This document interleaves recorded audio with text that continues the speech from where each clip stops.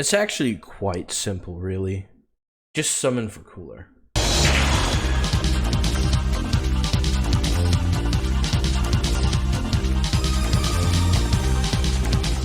Welcome back to another Dragon Ball Dokkan Battle video. I'm Josh, aka Goki, and today we're going to be talking about cooler. He'll be here on the 1st. It says here, right here, on the 1st. So everyone who's not in this time zone, it's showing up on the 2nd for you. Know that. I see this all the time. Oh, it's not coming out on the 1st. It's actually coming out on the 2nd. No, it's coming out on the 1st. You're just in a different time zone, so it's going to come out on the 2nd for yourself. I see people do that all the time. Oh, I hate when they say that because blah. But yes. Anyway, it's coming out on the 1st, not the 2nd for people living in this time zone. But anyway, moving on from that, he is amazing. Easily one of the top TURs in the game. Probably him and Vegito Blue, the new physical Vegito Blue EZA is like neck and neck for like best TUR in the game. Both are borderline LR status. So because they're just ridiculous, right? They have like LR type of like mechanics that just make them go through events very easily. So for example, like cooler could be run on last resort along with that physical Vegito Blue. But anyway, moving on to this, he's the Terrified Conqueror's category leader and transformation boost, HP 130% and attack and defense 170%. He causes immense damage and then lowers attack and defense, which is really good, especially for events that it's effective in. Passive skill, attack and defense plus 100%, transformation boost category allies, key plus 2 and attack and defense plus 30% when facing one enemy and when you're facing two enemies. Terrifying Conquerors category allies, key plus 2 and attack and defense plus 50% when facing two or more enemies. So he switches up depending on who he's fighting. And SBR, you'll get the 2 most of the time, and then you'll switch to 1 after you kill 2 of them. And that's if you decide to stay as this regular cooler, because he in fact transforms.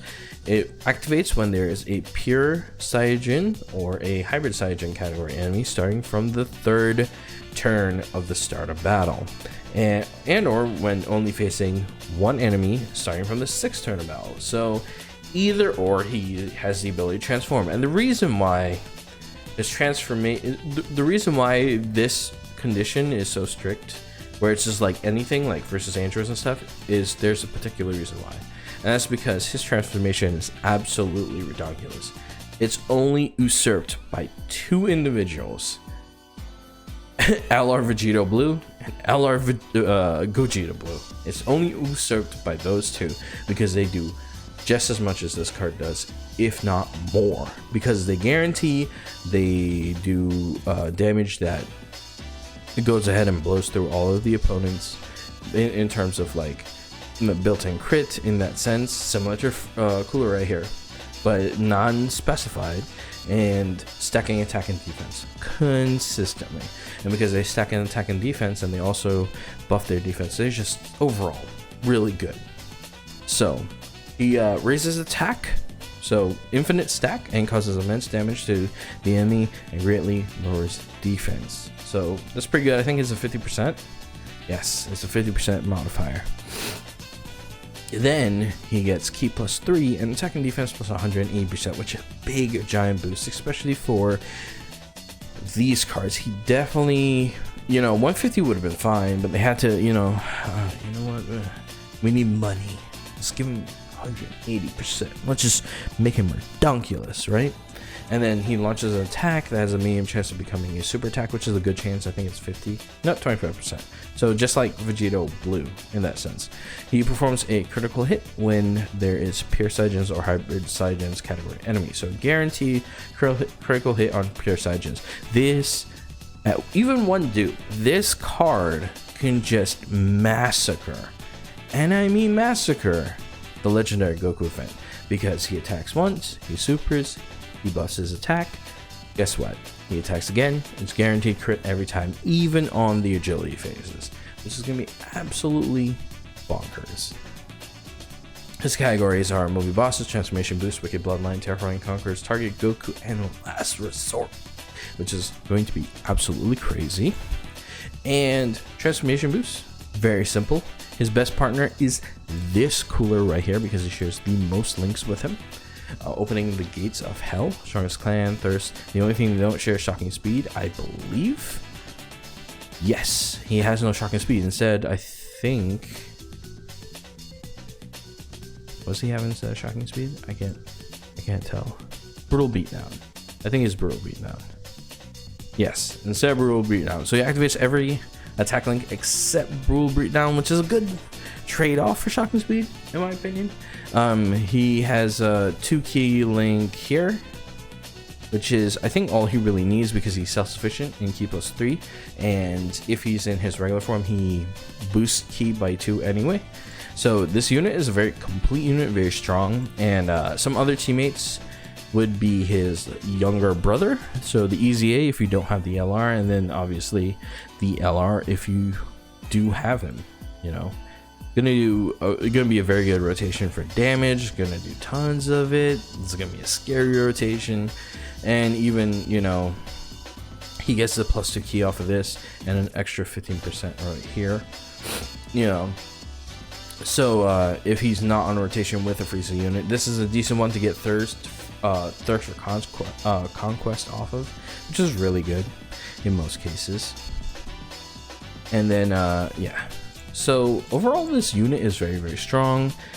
Once he comes out for global, he's gonna be really strong to pull for. Everyone who owns him is saying not to pull for him, and I don't get it. You should definitely pull for him. I originally made a video way back where you shouldn't pull for this unit, and you should just save your stones for Vegito Blue and stuff. I didn't put up that video, I believe, because I thought about it long and hard, because, or I think I did put up the video, but I mentioned that if he is in the back, if he like shows up right before the anniversary, you shouldn't pull for him. But now that he's so far in front of the anniversary, you should pull for him, and we're probably gonna get a miniature celebration with him, so we'll have enough stones to kind of do things for Saiyajin Day. Plus Saiyajin Day, we're getting a lot of free to play stuff, which is also really, really good. And it just, so he's in the best possible slot he could have been for a very long time. Obviously they could have completely skipped Future Gohan and put Gohan behind this and put him in front, but I think they want to kind of get Gohan out of the way. He was kind of themed with the whole Vegito Rose situation for Japan, so they're like, oh, let's put these two together at the same time, make a mini celebration on global, and have the full celebration in JP. So I think this is probably the best time slot to put him in, which is 100% approved by me. I think this card is just absolutely worth it. He's insane. And if you take a look, it's coming on a timeline that's way earlier for us, because when you think about it, it says March 2nd there, but yeah, it's coming out March 1st. The 31st of October 2019. So that was October, November, December, January, February. So 4 months, and we're getting 5 months. So we have 1 extra month in between before the anniversary to prepare. So there's a lot of time, a lot more time, I think, for global to get ready for it, which is good, which is really, really good. So we're in a situation that's a lot better than JP, and plus we have EZA physical Vegito, which is also way better than Tech Vegito Blue for not LR, but the TUR Tech Vegito Blue for a lot of cases. And it's just really, really good. They could not have handled this unit way better. Honestly, they could have given us a Buku unit and then put Cooler close to the anniversary to get stones out of this. But I feel like they're gonna put Android 13 and then Goku. Like, they're gonna put Goku as the banner, Goku and Vegeta at the banner before, if they're gonna pull, because those units are also as hype as Cooler, but I don't think they're better than Cooler. I think Cooler is just a very future proof / future compatible unit. At the end of the day, he does so much, and he's just very solid in his foundation. So it'll take a lot to completely power creep this unit. So yeah, he's just really good. And yeah, like I said, you guys should pull for him. He's so far from the anniversary that it will not affect your wallet. At least 2 multis, otherwise I'm definitely coming after you guys, because he's absolutely nuts. If you guys have made it this far, please do not forget to like and subscribe, as it helps me grow. And it's just to help the homies out, you know. And then you get into dojo, and you have to get to have some conversation with some amazing people, and so on and so forth. It's really cool, actually. I'll be leaving a link to my Discord later on. You can visit my Twitch at twitch.tv/thatguygoki, so on and so forth. And you know, by the time you all know at the end of this, you know, you gotta keep it.